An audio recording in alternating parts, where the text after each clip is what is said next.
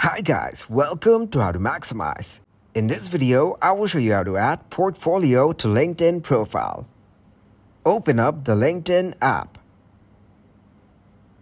Then go into its profile icon from the top left corner. Click to view your profile. Tap to add section in the profile page. Open up the recommendation option. Go into Add Featured. Click on the plus sign from the top right corner to add a post or anything you want. Tap on Add a Link.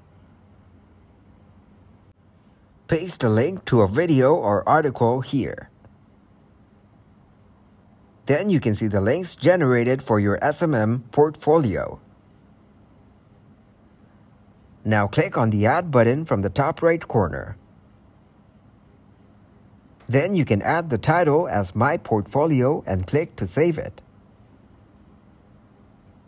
This is how you can add a portfolio to a LinkedIn profile.